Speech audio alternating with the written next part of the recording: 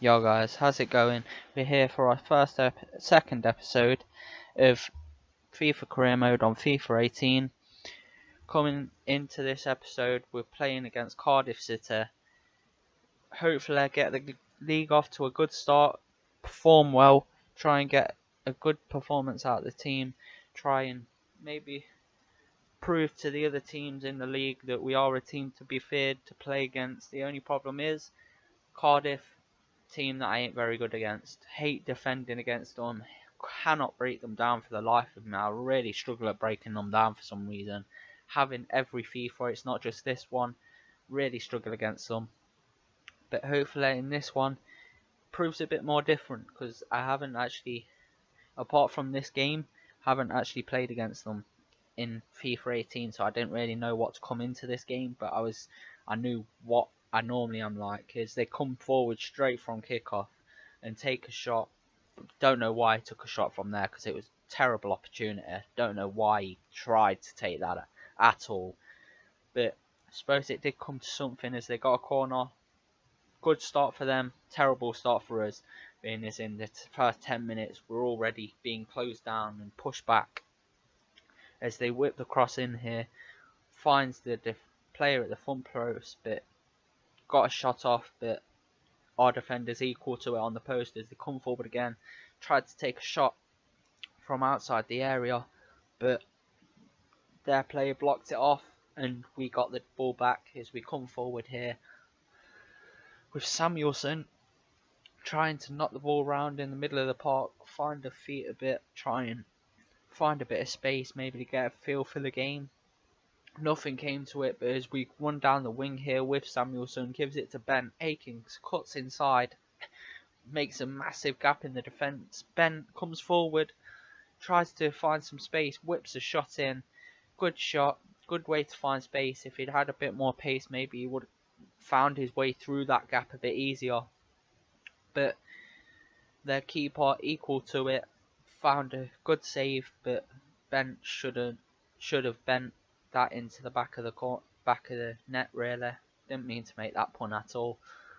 As we come forward again, got very lucky there with the defence, but coming forward still, gives it out wide to Brayford, who runs down the wing, gives it inside to Samuelson, who I don't know how he missed that header, to be honest with you.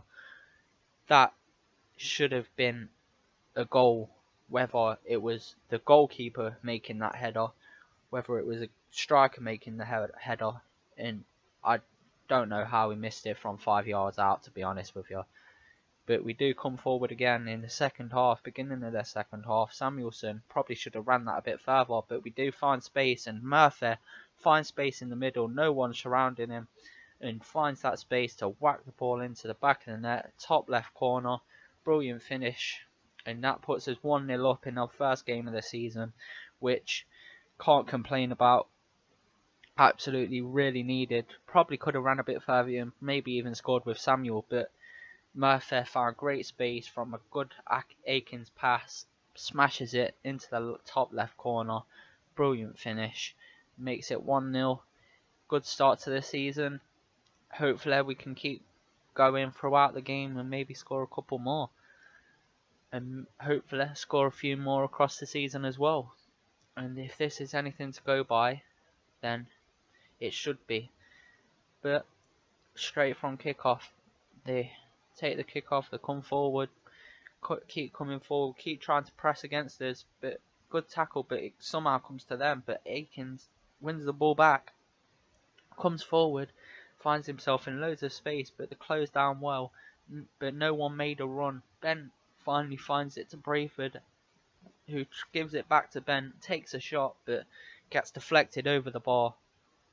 Not the best of shots, really. Probably could have done better, but that was the end of the game. It did finish 1-0. It's a good start to the season. Hopefully we can keep pushing on from that. Hopefully I keep finding ourselves in chances, making some space, and doing whatever we can.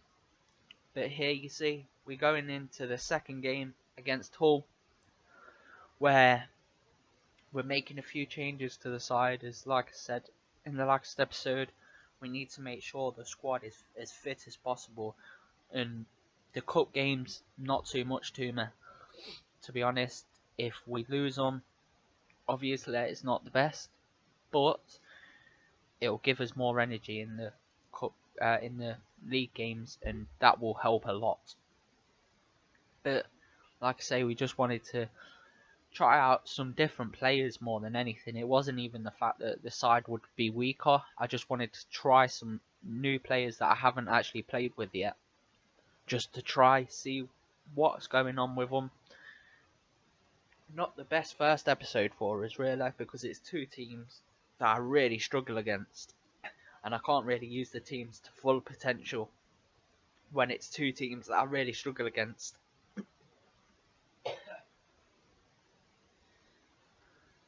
But we do go into the game trying to get a second win of the season in the second game of the season, and like I say, going into it, it's got a good team out there.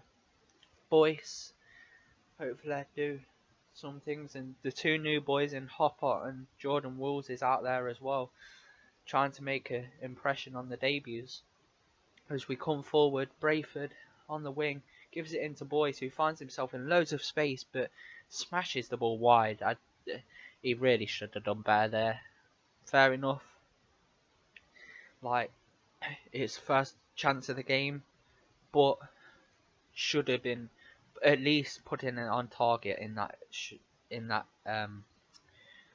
for that shot, because that went well wide of what it should have in that much space and time. But they do come forward here as they somehow break. I don't know what happened to our defence there, but Bowen hits the shot, but the defender's knee gets in the way and luckily turns it wide. Otherwise that would have won 1-0. They took the corner, didn't come to nothing. They run the ball out of the play, and we got a goal kick, which comes this chance where we come forward on the ball. Akpan gives it inside. We try and make some space, but Hull just kept closing us down at every opportunity. They didn't let us have any space on the ball. Just every time we got on the ball, there was two men on us, and they come forward here, but it was a terrible pass that just went out of play, which gave us a chance to regroup and try and get a bit of an attack going. McCroy gave it into Akpan, who gives it inside, gives it back to Akpan in a little 1-2, and again a little 1-2 here with Akpan. We find ourselves a bit of space, but again they get back so quickly and defend against us so well. We try and get into the box. Boyce gets the ball, he gives it to Akpan. We just play it round, be a bit patient, but Hopper finds himself in some space, but the player chops him down in the box and gets us a penalty. No card for him, which is understandable because it wasn't exactly a bad challenge, I wouldn't say, but he did definitely knock him down very hot. He didn't even get near the ball really, but it does mean that we have the chance to take the lead against Hull, a team that I really struggle against. If I can get 2 wins from 2 against 2 teams that I can win, that I'm really struggling against, it's brilliant. But Boyce steps up, smashes it, and it goes into the top right corner. Keeper don't move for nothing, and brilliant chance from Boyce. Good conversion of the penalty, and nothing that we could really ask for more to go in the lead. Probably should have let Hopper take it, being as he was the one that got chopped down and it's his debut, but didn't really think of that when it came in the game. I just wanted to make sure that I scored, got the goal, and that was it, and then we can push on in the game, try and get better and better. Maybe, you never know, Hopper might get another chance. But here, not too long after the kickoff, they come forward again, where they just kept demolishing our defence in this game, just passing the ball round, always finding some brilliant position, and the Adama just jinks and jives round the defence. Absolute terrible defending, really should have done better. I don't know what happened to him. The defence just went shambolic at the end there.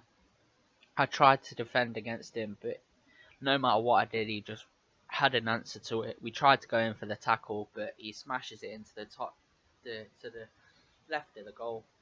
Blackman tries to reach it, but can't quite get there. Unlucky for the keeper there, being as the defence really should have done better. But it does make it one apiece, and here at this point is where I felt the tables turning against us. I thought that if the defence is doing this bad at the minute, I don't know what it's going to be like at the end of the game. But we do, straight from kickoff, try and come forward on the ball. McCroy gives it into Akpan. We try and make a bit of space, but again, they're just closing us down. 2 men on us every time, just not letting us have any time to breathe on the ball. They just, every time we did anything, they were just there. And again, another interception from them, because we just, every time we made a pass, it was like there was someone there to block it. And they came straight forward, no hesitation of getting forward. Grosicki passes the ball, but luckily we get a bit of an interception, but give the ball straight away. And Adama again getting into that position, and again the defence just letting the ball roll through them. They're just letting the pass just go straight past them, like they ain't even trying to get to it. One of the players here, you'll see, even runs away towards the goal for some reason. Runs away from Adama and goes straight towards the goal. Terrible defending. The pass goes past 3 of our defenders, and Adama finds the way to convert the finish, and honestly, well deserved, because to the fact that he got into that position and kept his cool, put it into the back of the net, and turned it from 1-0 up to 2-0 down pretty much single-handedly at the end of the first half. As we come forward just before half time, just from kick-off, trying to break them down, but again, like I say, they're just there all the time. And we're just pretty much running backwards and forwards, like not even doing anything with the ball. But it goes out wide to McCroy, who turns back, gives in a cross, and Boyce puts a great volley in. Unlucky not to finish it. He sort of sliced it, I think, but it would have been a fantastic finish if it had gone in. But unluckily, he just sliced it that bit too much, and unluckily it went wide just before half time. Would have been a great way to finish the first half, as they kick the ball out, but we win the ball straight back here. Come forward, Boyce tries to whip one, but it gets deflected. Again, just can't get into the box at all. In that first half, I think we got into the box like 3 times, including the penalty. Like, it was stupid. But straight into the second half, we come forward, and again Hull intercept one of our passes. It was terrible the way we was just giving the ball to them pretty much, but we did get an interception back of our own, who then we pass it out wide. We find a great bit of space for Boyce, who gives it inside to Hopper, who hits the post, and the defender kicks it out, but nothing came from the corner. But that would have been a great finish if that had gone in from Hopper on his debut. But we do come forward again, try and put Hull under a bit more pressure, being as we were behind. Boyce tries to hit it, and that was just a terrible finish. I don't know what he was trying to do there. It was absolutely dreadful. But they have a throw in here. They come forward on the right hand side, coming forward, still trying to find a way into the box. We did a bit better here, but then that one pass just opened us up, and then I don't know what happened to our defender there. Well, our midfielder, I think he was. And I don't know what he just stood there and let the ball go past him. And they got a shot, but luckily it went over the bar. We do come forward again, trying to get that bit of space in the box, and Akpan smashes the ball, but it goes just wide of the post. To be honest, that was probably our best chance of the game. Apart from the penalty, that was probably the best chance of the game, which is stupid. But that is how the game ends. 2-1 to Hull. Pardon. 2-1 to Hull in the cup, which means we are knocked out in the cup. In a way, it's kind of a good thing, the fact that we now have more time to rest in between games. We ain't got as many games packing out the season, which means we can have a bit more relaxed time, and the players can be more fit going into some of the league games. Is we get an offer for Flanagan. We decide to reject it like we did in the last episode with another offer we got from him. We also get an offer for Lloyd Dyer here, which at that point I was thinking maybe I should just accept the 300,000. But I thought, you know what, we'll go into the negotiations, try and get something extra. But if we don't, then we'll just accept the 300,000. That's all I was thinking.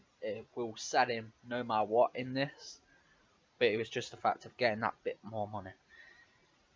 So we do go and ask for 400,000, try and get that little bit extra, even though it's only 100,000. Just try and get something, you know. But they come back and say 350k, which again is a good offer for a 34-year-old that we ain't gonna use. But I think we should still get more for him because he is a good player. If he was younger, I would have kept him no matter what, because I've known him since he was at Leicester, and he was brilliant at Leicester when they were in the Championship. But like I say, we do try and sell him here. We offer 400,000, and they say yes, we'll take him for 400,000, and that was the end of that. So we got something out of it, and at least that can go towards another player like Ruddock. I ain't even going to try and pronounce his last name and make myself look like a fool, because that is a complicated last name to me, and if any of you know how to pronounce it, then type it in the comments. But here we go into the negotiations for him. 23-year-old, 63 overall from Luton, only in League 2, but like I say, it's a bit like the Tom Hopper situation. We're going to try and buy him for squad depth reasons. It's not so much to strengthen the first team, it's more for squad depth. If players get tired, he'll come in and make sure we've at least got a player in that position. Which we say, look, we'll give you 350,000 if you accept that. And they said, no, actually we'll take 370,000 and 5% on the sell-on clause. But that is still 55,000 under, shall I say, of his wage, of his valuation. Said, look, get rid of the sell-on clause, you got a deal, because that is brilliant. Fair enough, he isn't going to be a next level player, and he might not even stay at the club that long. But for now, at least we know we're still going to make money on him in the future, and that's what I like. And they do accept the 370,000, which is brilliant for us, being as we've saved 55,000 on him. Don't seem like a lot, but in a way it is to us. But we go straight into his contract negotiations here. Try and get him into the club, see if he wants to actually come to the club or not. They say, oh, we want him to have at least a rotational squad role, which, like I say, I gave it to Hopper, so I didn't have any problem with giving it to him, because if anything, even though Hopper will be more of a used player than he will be, but he will still, if he plays well, then he'll get more game time. The same as Hopper, if he plays well, he'll get more game time. It's the way it works. They say, can he come in for a 3-year deal? I said, you know what, that's alright, because with this, even though it is harder to get them on longer term deals, when they say 3 years and they say it to you first, you normally can't go back and say, oh, can we have 5 years instead, because they normally just say no, 3. So I thought there's no need to long out the negotiations, we'll just accept it, and that's it. And he probably might not even be here for that 3 years anyway, so what does it really matter? He might just be here for the first couple of seasons while we're in the Championship. If he don't grow well enough, then we'll get rid of him. But they come and say, can we have 4,200 plus an appearance, 5 appearance increase, and a signing on bonus of 50 something thousand. said 3,400 on wage. Being this is only a League 2 player, he ain't going to be the top player at the team. We do increase the signing on bonus a little bit because the fact of because we got rid of the other one of the appearance fee. When the only problem I see with that is 5 appearances, he might even come on off the bench for 5 minutes, and that's an appearance, and that means you're going to be paying so much money for him when you don't, like, there's no need to. So they say 4,400. I thought that was quite a lot. So we say 3,800, 55k. We take that down to 50. I think that's good enough for him.